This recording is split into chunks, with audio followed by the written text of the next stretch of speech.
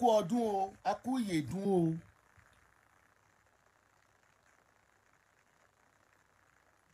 Gbogbo ẹ̀yin ẹ bá mi share program yìí ká tó bẹ̀rẹ̀ ẹ̀yin tẹ́ wà lórí Facebook because bí èèyàn bá jẹ́ apànìyàn ẹ jẹ́ ká sọ pé apànìyàn ni.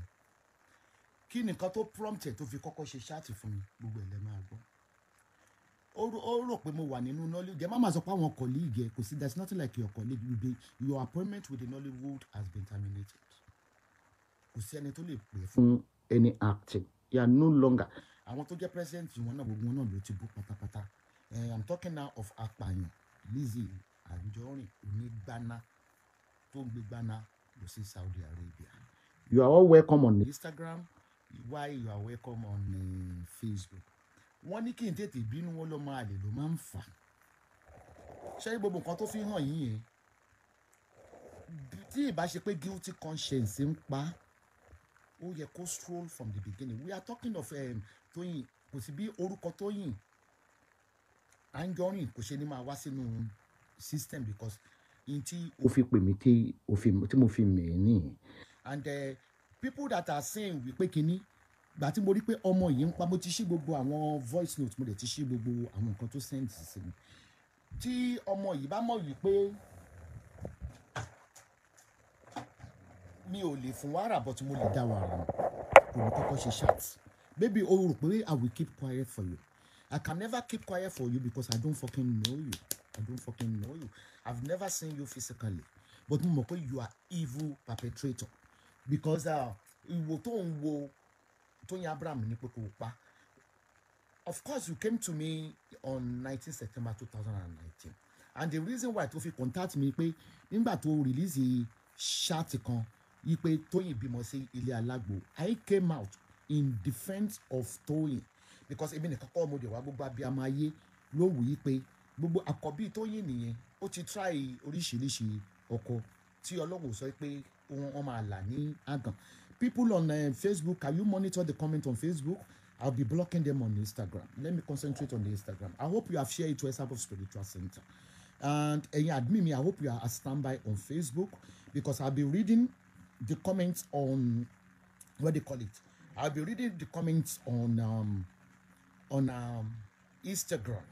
So to bá jẹ́ hater or supporter of a woman killer, tó ń jẹ́ Lizzy Anjorin, just keep your aggression, keep it behind your keyboard. Don't comment. When I block you, when I block people, I don't unblock them. That's my principle. Because Esabod ló ń dún lọ́wọ́lọ́wọ́. Ó máa lẹ́tìkẹ́ show yìí ó máa lọ kánrin kése torí pé ó ti bú alára ìyẹn tó ń pè ní Lizzy Anjorin onígbáná tí kò bímọ tó parọ́ pé òun bímọ. Ó ti bú ajérò, ó ti bú ọ̀rọ̀gùn ilé ṣóyè yín. Gbogbo ènìyàn tó bá ń ṣoríire inú rẹ̀ kì í dùn. Ẹ̀ṣẹ̀ tí a máa kọ́kọ́ bí ẹlẹ́rè kí n tó bẹ̀rẹ̀ ṣó gbogbo text message. I have 2 phones tó ní WhatsApp. Ẹ̀yin olórí burúkú ẹ̀yin ọmọ Nàìjíríà yìí stop. Good evening, ma. She steal from a guy called Adedola in Ìpàjà Àjọbọ̀. But to send the message, you will call him. Tell about the fẹ́nu yín sọ. You will call him when the time comes. Nǹkankan. Lizzy mo sọ fẹ́ pé o lówó. I want you to display your balance of account and let me display mine. Mo sọ fẹ́ pé o ní 20 million kankan tó wá sọ pé kíní. When I show I have 3 accounts.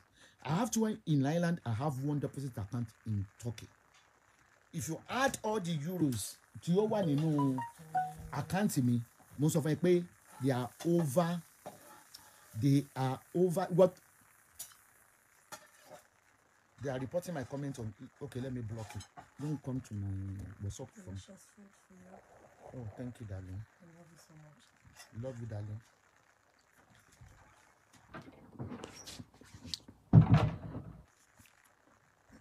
Don't come into my WhatsApp. Timba tí nǹkan pè wọlé don't come into my WhatsApp. Please, ẹ̀yin ọmọ Nigeria number 10 test nípa Lizzy sí mi. Who is Lizzy Anjorin? Báwo ni mo ṣe mọ̀? Tí anybody bá mọ̀ mí lórí social media, I don't lobby with anybody, including the Nollywood. I don't lobby. because wọ́n ní tilé oge tó gege mo dọ̀ pé Nollywood kankan ò lè jáde síta wípé bí a pé mo wá approach wọn nínú inbox wọn. I do watch them, I enjoy them like others, but wípé mo fẹ́ mú Nollywood lọ́rẹ̀, mo fẹ́ mú wọn ní family, kì í ṣe tèmi, because èmi kò ń ṣe ọ̀lẹ. All what I can wish them is good luck. Ètò bá dẹ̀ kí mi sínú inbox, màá ké sínú inbox. Ètò bá kí mi sórí comment, màá ké sórí comment. I'm not the kind that lobbies. Tilé oge ni ó tó gé mi gẹ̀dínú. And the Nollywood are there for us to support. Tí wọ́n bá ní any film tó fẹ́ gbé jáde tí marry skit wọn, mo máa bá wọn repost. Ní tí gbogbo wa fi mọ Lizzy Anjorin nítorí orúkọ ẹ̀ ring the bell, torí ó ń look for public stunts. Nígbà tó gbé iṣẹ́ Tóyìn Abraham tí mo dẹ̀ rí pé gbogbo ojú lórí tó ló bímọ sílé alágbo. I came out, I was furious. I was furious wípé ènìyàn bímọ ò kí kú ewu ọmọ. Èèyàn bímọ sílé alágbo, àgbo ni mò ń tà. Àgbo ni Chinese dẹ̀ ń tà pẹ̀lú. Kátẹ̀ wá sọ pé bímọ sílé ọmọ, is there any abomination pé èèyàn bímọ sílé alágbo? Gbogbo èèyàn ló bínú, wọ́n dàbò lórí burúkú ọmọ. And she penetrated. She came into my WhatsApp. Because gbogbo nǹkan tó ń gbé jáde, I wish WhatsApp méjì mo fi ń bẹ̀rẹ̀ sọ lately mo ṣẹ̀ṣẹ̀ fi my personal number 086217177 mo ṣe tẹ́sẹ̀ nígbà tó dé Nàìjíríà kò ṣiṣẹ́ láyọ̀ lẹ́land. Gbogbo ẹ̀yin tẹ́ wà lórí Instagram tí ẹ bá ti rí orúkọ yín gẹ́gẹ́ bí show tí Lizzy ṣe léni tẹ́ bá mí ìsẹ̀ ẹ jẹ́ kí n show díẹ̀ fún yín. Ó wọ aṣọ oògùn, ó gbé ìwò dání, ẹ̀gbọ́n tó sọ níbẹ̀. Number one, I'm against Babalawo. I don't like them. Fuck off from Nigeria. Fuck off. Block. I am totally against them. Torí mi ò lè forí balẹ̀ fún ẹ̀mí òkùnkùn. Mi ò lè forí balẹ̀ fún oṣù àtàgẹ̀. Oṣù àtàgẹ̀ làwọn ń bọ̀. Iṣẹ́ wọn yàtọ̀ sí èmi. Funfun ni èmi, àjẹ́ funfun ni èmi. Tí bá mọ̀ pé Lizzy ń ṣe oògùn ni, ìṣọ́sì pé oògùn gan ló fi bá mi sọ̀rọ̀ bọ̀ kò ṣiṣẹ́. Ẹ wo bí tí Lizzy ti wá ṣe oògùn wá sí orí live chat. Ẹ̀yin wá ti sàṣì Tóyìn gan o. Èmi ní talent tó kú bọ̀. Ẹ jọ̀ọ́ tẹ́ bá yín tẹ́ wà lórí Facebook ẹ bá mi wá mínísì ibi tó ti wọ aṣọ oògùn pẹ̀lú àfọ̀ṣẹ òní. Ẹ̀kọ́ kò lẹ̀ ẹ̀kọ́ kò nulẹ̀. Ó dé kọ́kọ́ oògùn yẹn gbà tó lóògùn yẹn tán. Ẹ̀kọ́ kò nulẹ̀. Ẹ máa gbọ́.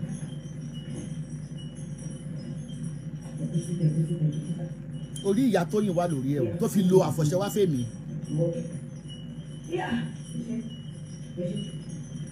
Wá gbọ́ ògùnbọ̀ Esabod aṣọ tó wà lára mi yìí àti nǹkan tí mo gbé dání mo fẹ́ kó máa gbọ́.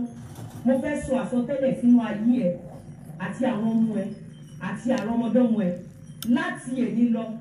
Esabod inú ẹ̀wọ̀n ló máa kú sí, ó máa ṣẹ̀wọ̀n. Tó bá bí gan wọ́n máa fẹ̀wọ̀n lò gbà.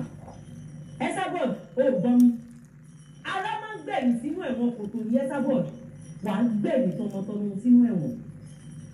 Esabod láti èní lọ ò ní jèrè ọmọ, ò ní jẹun ọmọ, ò ní kí ẹ kú oríire.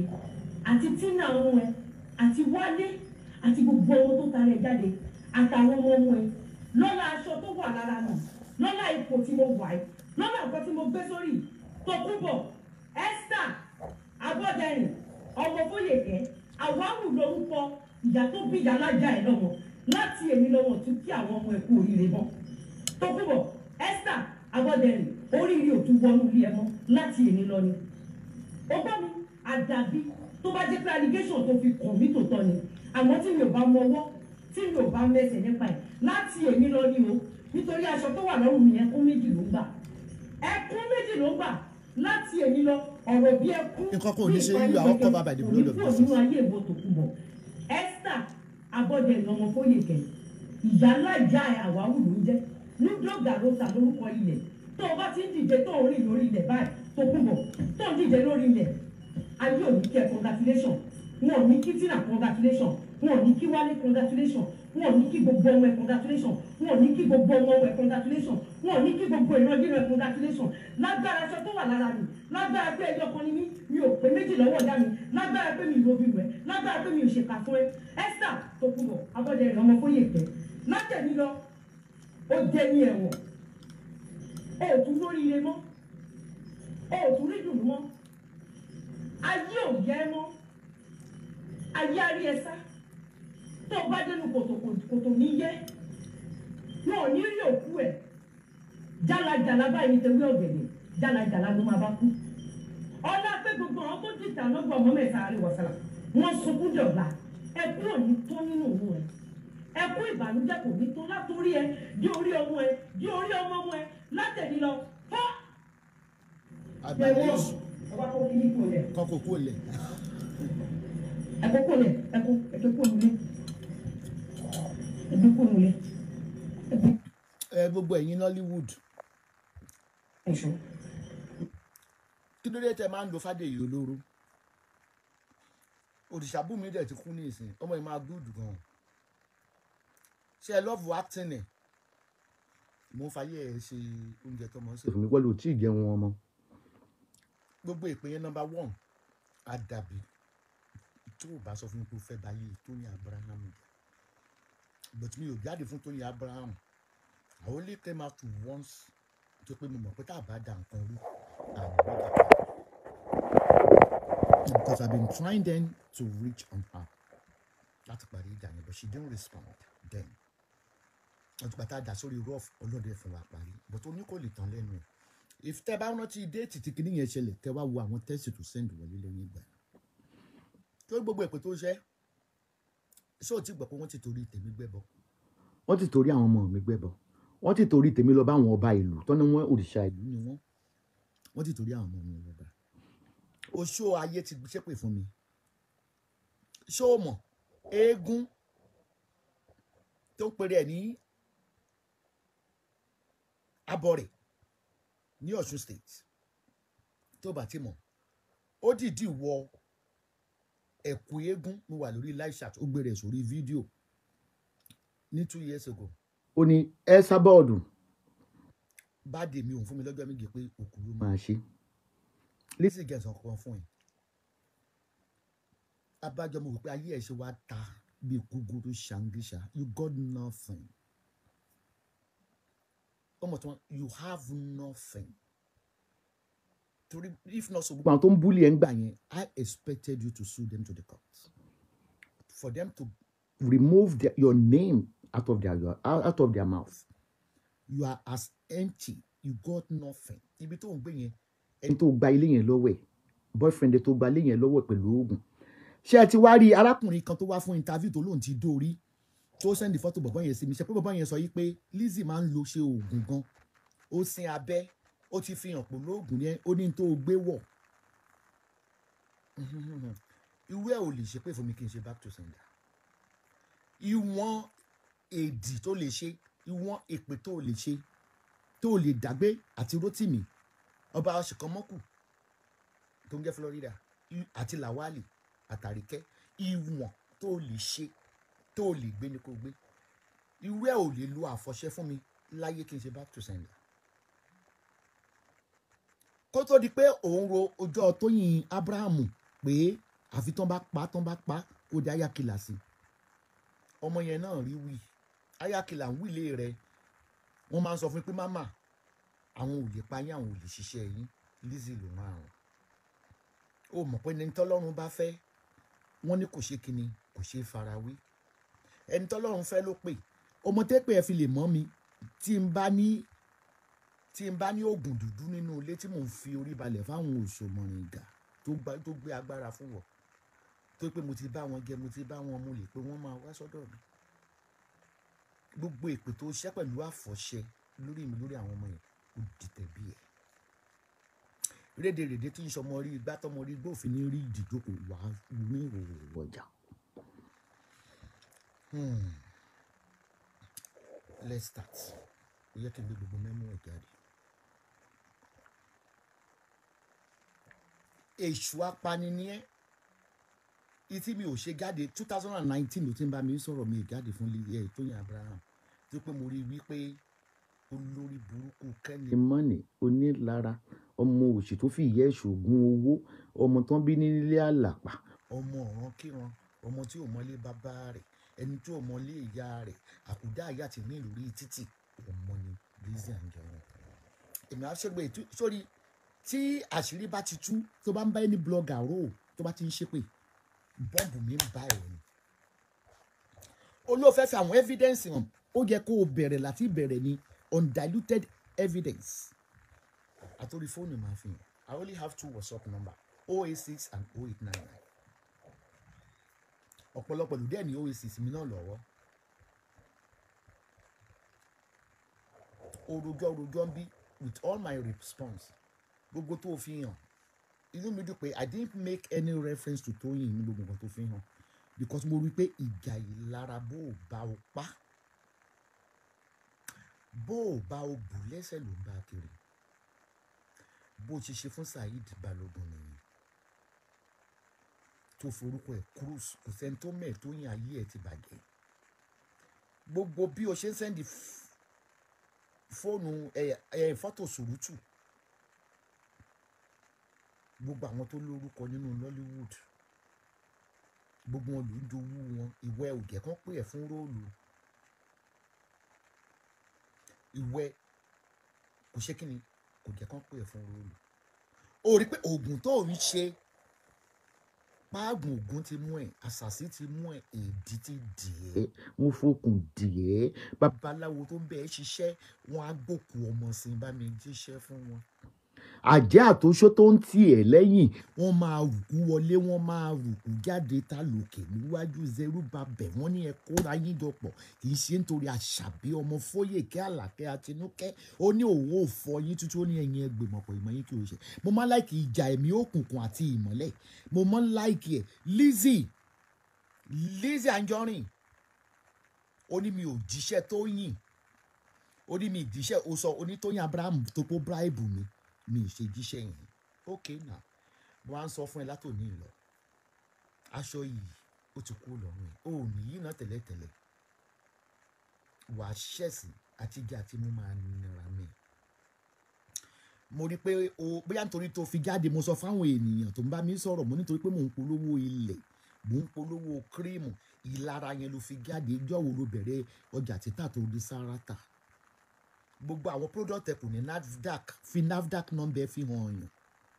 ẹni tí mo bá polówó cream ó gbé NAFDAC ẹ ó gbé sí kíni ó gbé sórí social media gbogbo wa lárí wà ló béèrè tó bẹ́ẹ̀ màá fi ẹ̀ lákàlàkà ìyí tí mo mọ̀ ọ́n ṣe jù ó ní ọ̀rọ̀ sísọ èmi lọ́mọ sọ̀rọ̀sọ̀rọ̀ èmi lọ́mọ tó wà nínú rédíò tó ń dún èmi ni ọmọ tó lè fì ẹ́ ó ṣe bàjẹ́ títí awo ti wá sí mẹ́ ẹ lórí báyìí o ìtìjú àgbáyé ti dé bẹ́ẹ̀ o ẹ̀sìn àgbáyé ti dé bẹ́ẹ̀ o olórí burúkú gbọkọgbọkọ ó bá yé ìyàwó kìíní ìkejì kẹta jẹ́ òmu ó ti fi hàn wáyé pé oògùn ló fi dé lórí burúkú làwálì gígólò ẹrú ẹyẹ ní rẹyẹ ẹhe mo bá gbogbo agbára oògùn ẹ mo bàjẹ́ láti ìlú wa.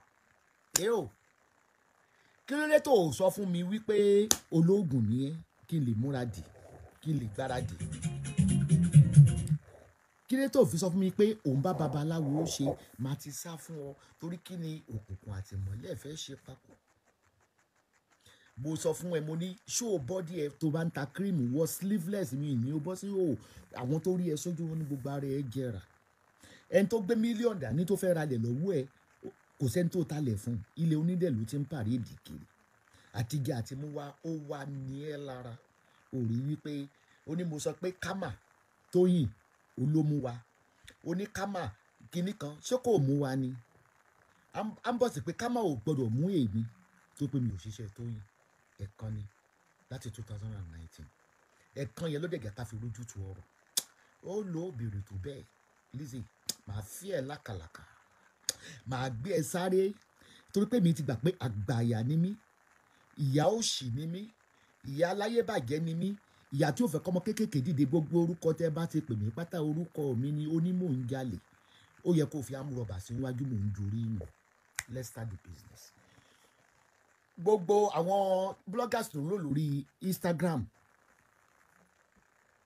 mo dẹ̀ mọ̀ pé àwọn bloggers yẹn náà bá tó yìn ṣe.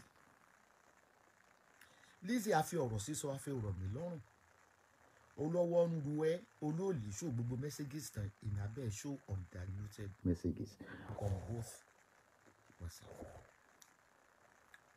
ìnàbẹ́ show undiluted messages. Ṣé o mọ̀ pé láṣìírí lọ́wọ́ mi kò tó kọ́kọ́ wá fún mi ṣá o sọ mí dà àwọn Nollywood tó ń ṣe gàdàgà nǹkan àwọn Nollywood lórúkọ wọn lè bẹ́ẹ̀ jà bó ṣe ń bú wọn Òṣòdì Òkè ò lè bẹ́ẹ̀ jà bó ṣe ń bú wọn lórúkọ wọn ò lè bá ọ̀bọ jáwúrà.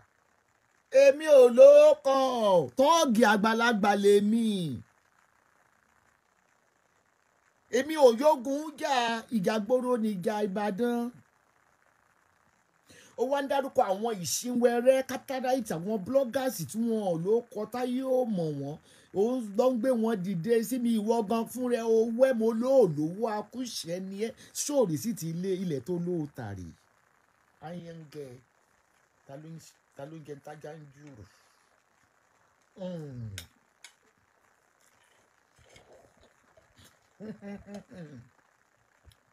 Happy birthday to you, congratulations.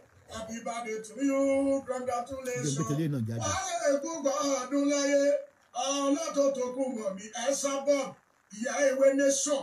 Wàá ṣe gbogbo ọdún láyé, happy birthday to you, sister mi. Wàá ṣe gbogbo ọdún láyé tó kú mọ̀ mí. Gbogbo March 26, òun lọ́jọ́ bí ẹ wá dàgbà wájú fàdà ẹ lọ. Wàá dàgbà wájú mọ̀dà ẹ lọ tó kú mọ̀ mí. Bílé ayé dojúrú. Bẹ́wúrẹ́ lọ́ba gùntàn bí ràkúnmí bẹ́wúrẹ́ lọ́mọ ayé tòkunbọ̀ oníbàjẹ́ ò àfẹ́ni bá ń tan ara rẹ̀ o òbẹ́ mi lórí àkùkọ iyẹriyẹ ẹni mọ̀ríwo fi yẹ mọ́lẹ̀ iyẹri gbogbo ọmọ tó o bí òní ikú iyẹriyẹ ẹni mọ̀ríwo fi yẹ mọ́lẹ̀ ewé nation wọn ò ní túká iyẹriyẹ ẹni mọ̀ríwo fi yẹ mọ́lẹ̀ ewé nation á máa gbòòrò sí i yẹriyẹ ni mọ̀ríwó fi yẹ mọ́lẹ̀ yẹriyẹ. Gbogbo kìrákìtà òní ló máa dópin ìwé gbogbo àlẹ́ àgbẹ̀ wọn òní ló máa dópin ìwà ó tún wọn lọ tẹ́lẹ̀ pẹ̀lú ọgbọ́n ọ̀nù wọn àjùlọ òkà tàgbà. Ṣé ń búlọ̀kì ẹ̀yin admin? Kòkòbọ̀ kọjá àrímú mi o àjùlọ òkà tàgbà kọjá àrímú mi. Genesis orí 7 ogójì ẹsẹ̀ ló ń sọ fún wa wípé ká máa múra tàbádà lágbára tán àjàgà tó ń bẹ lọ́rùn ajá pátá ọlọ́tọ̀ òkun bọ̀ ó já tàbí ò já o ààrẹ nìṣàn àti dominira káyé rojú gbogbo oníṣẹ́ ọwọ́ ká mọ̀mọ́ tọrọ jẹ ẹtẹ wàhálà mi ẹ̀sà mi ẹ̀ tó kárí ìyá àtinà ìyá ọ̀làlẹ́kàn mọ̀bá ẹ̀dẹ́lé ẹ̀gbọ́n bọ́lá bọ́ ní ti lólùyọ̀ òbèlè. Abádẹ́rì tó ní kí ni ọba ṣe ìbágbé tán jẹ́ àgbélé irọ́ ni wọ́n ń pa wọn ò lè jẹ́ àwọn ọlọ́tẹ̀ ó ti ṣe 60 ó ṣe 70 ó ṣe 80 ó ṣe 90 ó ṣe 100 ẹni tó bá dáwọ́ ò ní bí fi ẹlẹ́sọ ayé lọ ni wàá pẹ́ láyé bí mo pẹ́ ṣe ń pẹ́ náà lọ́lọ́run tó gbogbo ò lè tì. Happy birthday to you my sister long life and prosperity. Ó ṣe láàyè àgbàjì Bọ́lá bọ́ọ̀lù tí mo ní tí Ìbàdàn ti àti Bọ́lá bọ́ọ̀lù ti worldwide. láti ọkọ Lizzy láti jí Gòlò Lizzy ọmọ onígbàná ẹ wá wáyé ọkọ tìyàwó bó ṣe ta.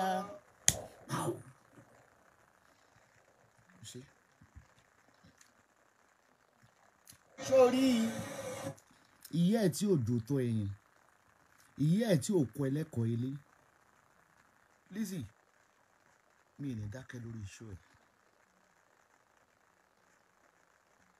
Ọlọ́run fẹ́ lómi gẹ́gẹ́ bí pàṣán fún onílára ká tó bọ́ sórí ilé kan tó sọ pé kínní ìgbà tí mo ní peak tó ń sọ pé mo ní peak that was 25 May 2021 ìgbà tó kúrò ní Amẹ́ríkà kí n bèrè pé ṣé láyọ̀ ló délé mo fi voice note tẹ̀lé.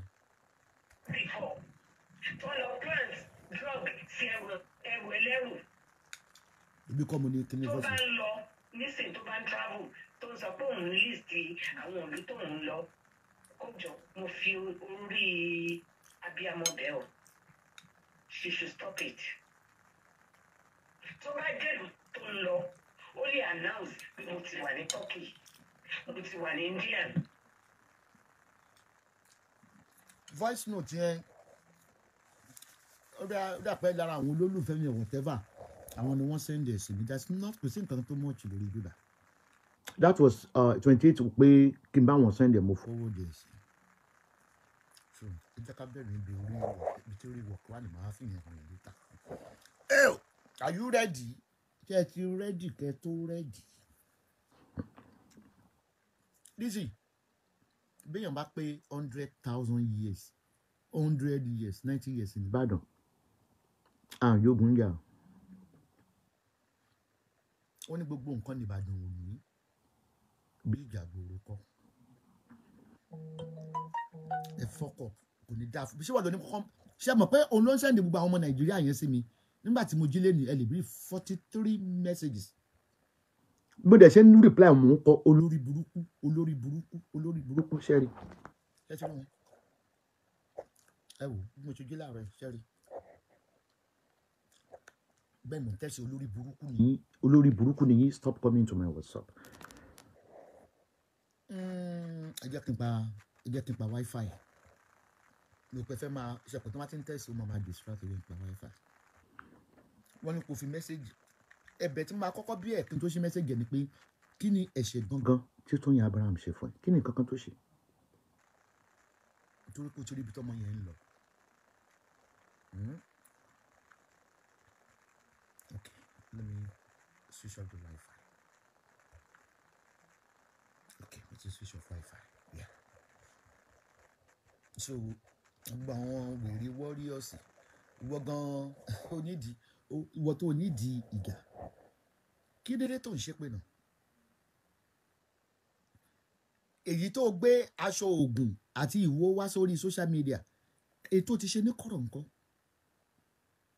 wọ́n ní oògùn ló lọ́jọ́ kan ìpọ́njú wọ́n ní téèyàn bá ń ṣoògùn ìkà wọ́n ní aṣọ rẹ̀ mọ́ ń fàyà páàgùn mú ẹ ó ti ṣe oògùn lẹ́yìn ó tún wá ṣe lóyún gbogbo àgbáyé ibẹ̀ yẹn ẹ bá mi crop ẹ̀ ẹ̀yin bloggers ẹ jù sí gbogbo WhatsApp.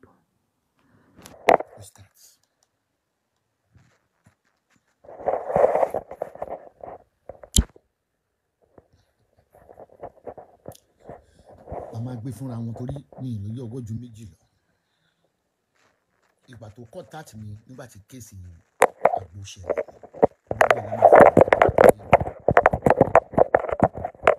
ó mọ̀ pé òun ṣe mo wù bí mo ṣe lè ṣe méjèèjì papọ̀ kí nígbà yẹn báyìí màmá sọ́ọ̀pẹ̀ báyìí okay can you see.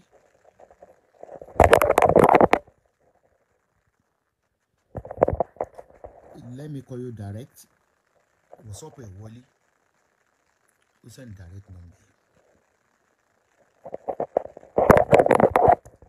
wá bẹ̀rẹ̀ sí sẹ́ndì iṣẹ́ Tóyìn sí mi ó ní Victoria Adépọ̀jù 43 ó ní Tóyìn Abraham ló ní ó ní ẹni tó ń jẹ́ Solomonsi ó ní Tóyìn Abraham ló ní bíbí tó ti ń bù wọ́n tó ló mọ̀ bọ́ ṣe ń lo internet.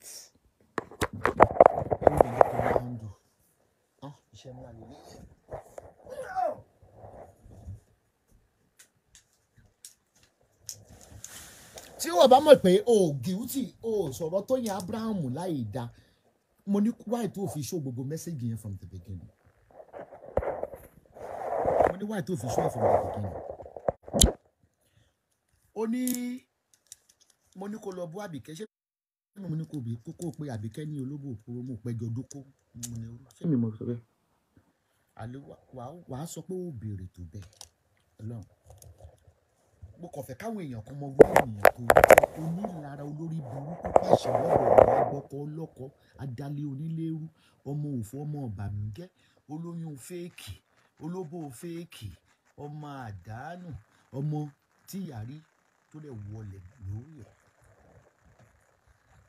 wá wò báwọn ọ̀tá ẹ̀ tó wá gbógun tì òun wọ́n sọ wọn wọ ẹlẹ́yẹ ọ̀pọ̀lọpọ̀ ń ké hallelujah lọ́wọ́lọ́wọ́ níbi tó wà wípé ọlọ́run tí tóbi ni wọ́n ń fi ọ̀rọ̀ ayé ẹ̀ gan wọ́n fi ń ṣe point of prayer wọ́n sì ti ṣe point of prayer ló ṣe jẹ́ pé èmi wá ní pé o gbéṣẹ́ fún mi mi ò ṣiṣẹ́ fún mi torí o ò fún mi ní reason tí gbogbo ti Tóyìn gbogbo tó ń sọ ni pé Tóyìn fẹ́ pa first born ni tí gbogbo yẹn máa kà ń bí ní tó sọ fún mi pé Tóyìn ó jẹ́ pọ́n dẹ dúró ní Saudi Arabia mo dẹ̀ bí ẹlẹ́rìí pé kàn lè jáde pé wọn náà fẹ́nu ara ẹ̀ sọ́ni mi ṣáàtẹ̀ pé olú jẹ́ kí wọ́n mú ẹ fún gbaná ní Saudi Arabia evidence mo bèrè lọ́wọ́ ẹ̀ o ò rí evidence provide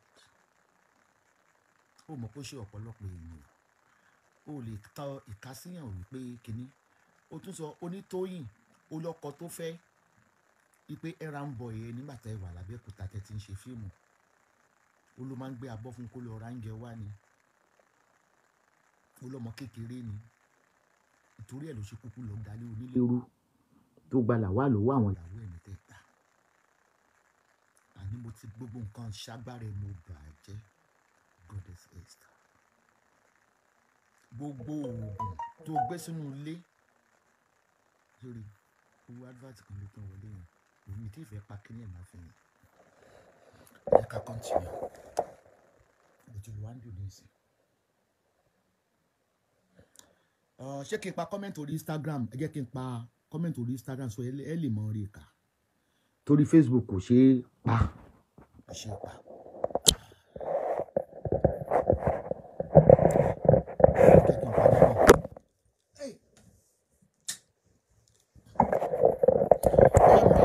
Tóyìn o nípa gbogbo respond mi ló máa hàn tó pé mo mọ̀ pé o ní mental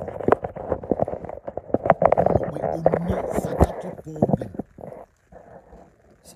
ẹ̀yìn kọ́kọ́ kà báyìí tẹ̀ wà lórí Facebook son spoiling her name I stand with kìnìún bó ṣe ń dùn wọ́n ó ní Tóyìn Abraham ẹ̀ tó lóun ò mọ̀ bó ṣe ń lo social media gbogbo àwọn àkáǹtì ló ti máa flag pátápátá gbogbo àwọn àkáǹtì ló ti flag ibi conversation mi àti ẹ̀ mo fẹ́ fi hàn but mo kàn fẹ́ kí wọ́n wọlé yìí sorry olórí tí Máyọ̀wá this is not a forwarded message gbogbo white tẹ bá ti rí gbogbo white messages tẹ bá ti rí lizzy lónìí tẹ bá ti rí lizzy lónìí tẹ bá ti rí green ó ti fi hàn pé ìwọ gan ni bàbá olè ìwọ gan ni máa ń pè ní bàbá olè kí ló tó fi ọ̀gá ní tẹ́lifíṣẹ̀ tó ń fọwọ́ tó fi olórí burúkú olùṣẹ́ni tí ò graduate ṣẹ́rí ẹ ṣáà rí gbogbo ok ṣẹ́rí ọmọ tó wọ́n gbà ní. ṣé mi mo pẹ̀ ní Alájà drop day là ń bí everybody ṣó ti rí gbogbo wọn ló sọ pé ó máa trace IP wọn bí wọn á lọ gbé wọn nílé bí mo pé a ṣe ń kọ́mẹ́ntì a ṣe ń kúrú síwádìí tí wọ́n ń kúrọ̀ fóònù méjì máa ṣe nǹkan ẹ jẹ́ kọ́kọ́ fi abala iṣẹ́ rí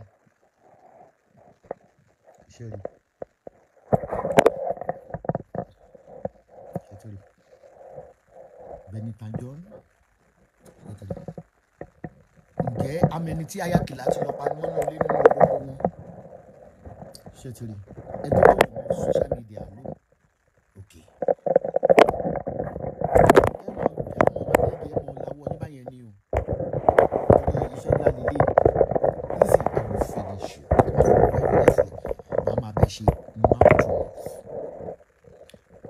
fi owó kékeré tó fi ń jẹun màá ní sọ pé ó fi ṣe oògùn tó o bá sàṣì ní ó ṣe tó o bá sàṣì ní ó gbó okay let's go back ó send the 33 messages these are not a forward message ó send eléyìí náà ní ẹjẹ kájọ kan tó wà níbẹ̀ ẹ̀rí ẹ tó lóhùn mọ́ social media lóhùn ibi tó sọ pé Tóyìn Abraham tó sanwó fún ayakila ẹ wò náà kí n tó rí pé bí a kì í tẹ̀ pa Instagram bí a kì í pa Facebook tó àwọn Instagram kìíní kan gbọ̀ngbọ̀n ṣé ẹ̀ ń block lórí Facebook mo láwọn comment kọ̀ọ̀kan ṣé ẹ̀ ń block tó rẹ ó ń ta gan ibi tó sọ yìí pé hey good morning lizzy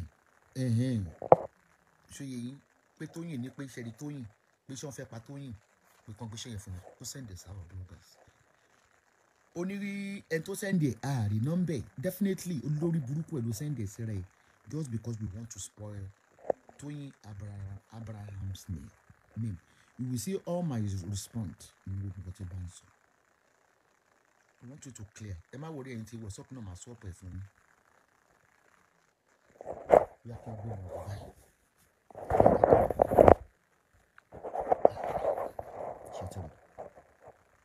Ṣètìlì Tóyìn.